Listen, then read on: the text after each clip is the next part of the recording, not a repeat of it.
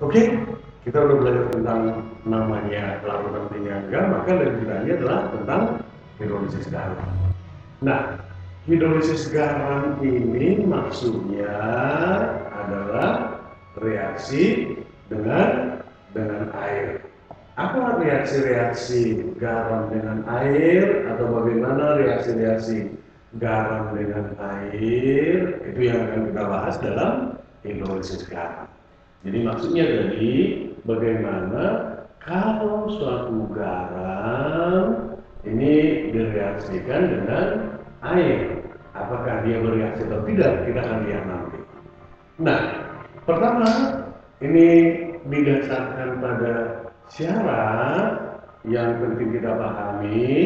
Syaratnya adalah bahwa yang bereaksi dengan air itu sebenarnya adalah ion-ionnya, dan ion-ion tersebut harus merupakan pembawa sifat asam lemak atau pembawa sifat basa lemak. Artinya jika ion itu merupakan pembawa sifat asam kuat atau basa kuat, berarti tidak dapat bereaksi dengan air.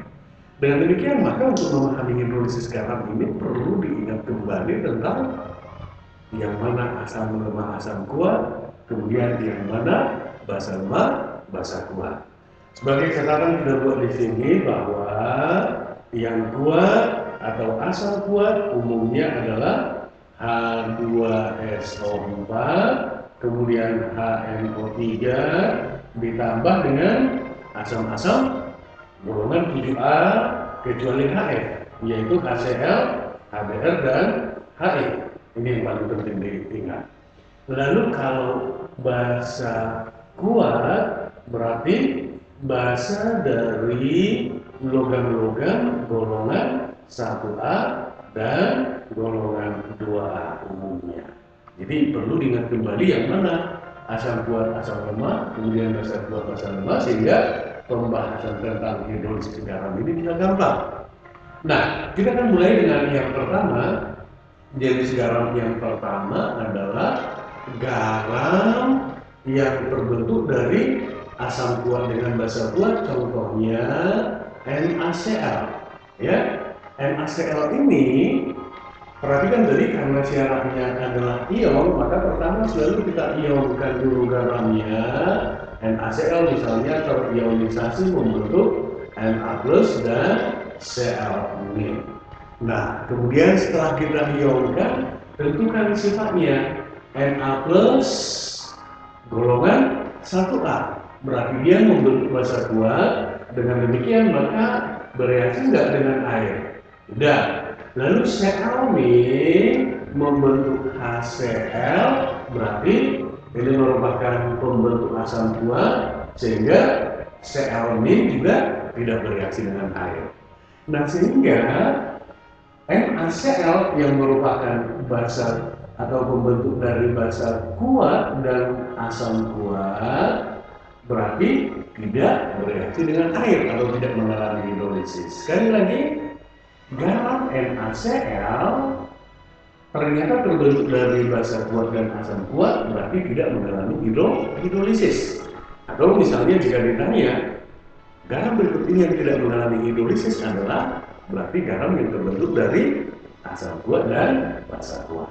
Oke, itu yang pertama. Lalu kita lanjut jenis yang kedua, contoh yang kedua dari garam, misalkan garam Na4Cl. Nah, ini bagaimana ionisasinya? Ionisasinya adalah NH4+ dan Cl-. Lalu seperti tadi ditentukan sifat-sifatnya. NH4+ ada nggak di 1A2A? Nggak ada, berarti dia merupakan pembentuk sifat basa lemak. Cl- tadi membentuk sifat asam kuat atau membentuk HCl. Dengan demikian, ada salah satu dari ion ini yang lemah, berarti dia akan mengalami reaksi dengan air.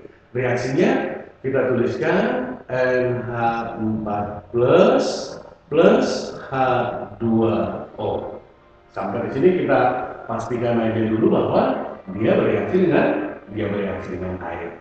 Kemudian kita bandingkan dengan contoh yang lain, misalkan contoh garam berikutnya, misalnya NaCl.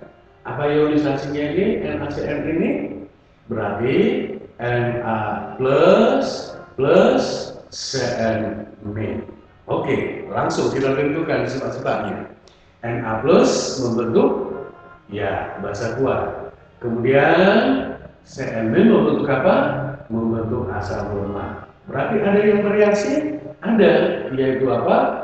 Cl min bereaksi dengan H2O.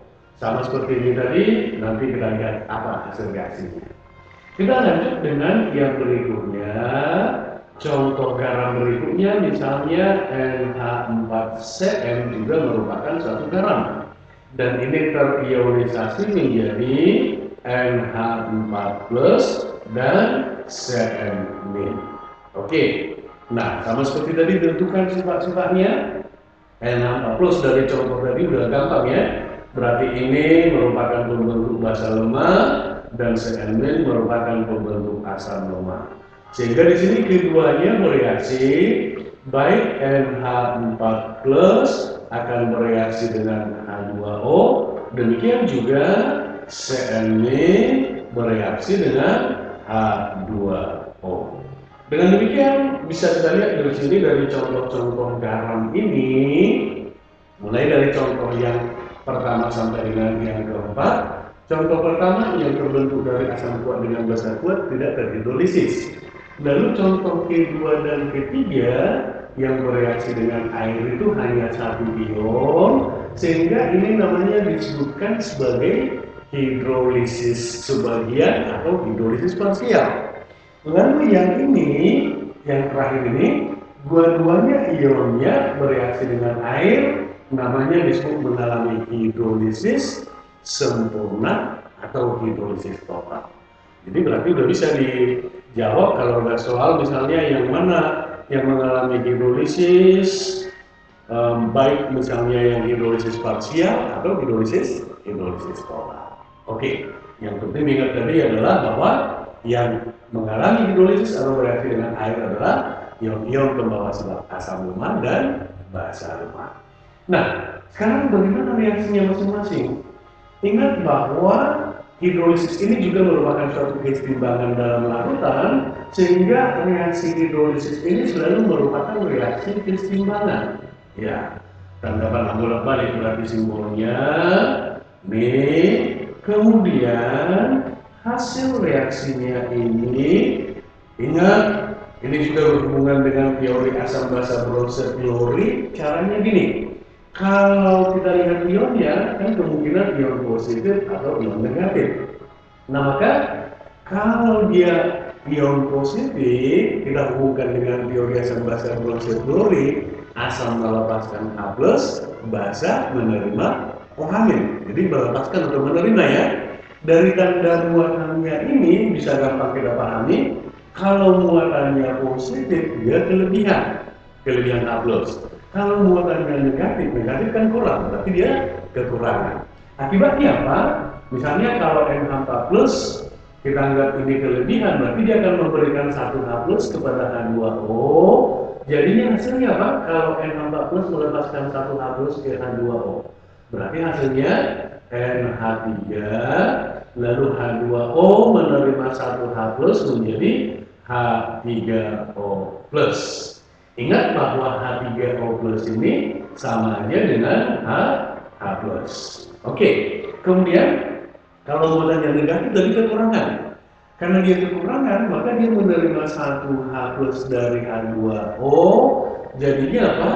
Jadinya HCN, lalu H2O adalah, ingat, ini sama aja dengan H plus dan OH min. Berarti kalau dia melepaskan H plusnya, yang tinggal adalah OH minnya. Oke, lalu yang ini berarti dari contoh yang di atas tadi ini menjadi apa? Menjadi NH3 dan H3O plus atau H plus. Kemudian yang ini menjadi HCN dan OH min. Itulah kalau ditanya hasil reaksinya masing-masing. Nah, sekarang kita akan lihat mengenai sifat larutannya, apakah bersifat asam atau bersifat basa. Ingat bahwa sifat asam dan basa ditentukan oleh adanya H+ atau OH-. Ada H+ berarti bersifat asam, ada OH- berarti bersifat basa. Perhatikan bahwa yang pertama tadi tidak ada ionisasi, berarti tidak ada H+ atau OH-, maka garam yang berasal dari asam kuat dan basa kuat pasti bersifat netral atau memiliki pH sama dengan 7. Itu dari kalau tidak ada H+ atau OH. Lalu yang berikut yang ini ada H+-nya, berarti dia bersifat asam. Kemudian yang ini ada OH-nya, berarti dia bersifat basa. Lalu yang terakhir ada H+ dan ada OH-. Ini gimana kalau ada H+ dan OH-? Netral? Bukan. Kalau ada H+ dan OH berarti bisa bersifat asam, bisa bersifat basa, tergantung yang mana yang lebih banyak. Apakah H+ atau OH-nya. Oke? Nah, sehingga kalau kita lihat sifat larutannya sekali lagi dari garam yang berasal dari asam kuat dengan basa kuat bersifat netral. Garam yang berasal dari asam kuat dan basa lemah bersifat asam. Sekali lagi, asam kuat bersifat asam. Kemudian garam yang berasal dari basa kuat asam lemah bersifat basa. Itu artinya bahwa hidrolisis atau sifat asam basa hidrolisis dipengaruhi oleh yang kuatnya. Sehingga kita bisa langsung memprediksi pH larutannya untuk satu garam. Kalau dia terbentuk dari asam kuat dengan basa kuat berarti netral. Terbentuk dari asam kuat basa lemah berarti bersifat asam dan pH di bawah 7. Kalau terbentuk dari asam lemah basa kuat berarti bersifat basa, pH di atas 7. Nah, itulah tentang sifat larutannya ini. Lalu kalau misalnya untuk mencari H+ dan OH- di sini, berarti kita akan menggunakan rumus hidrolisis yang berikut akan kita bahas pada pembahasan berikutnya. Sampai di sini bisa dipahami tentang reaksi hidrolisis? Oke, bisa ya? Baik, terima kasih.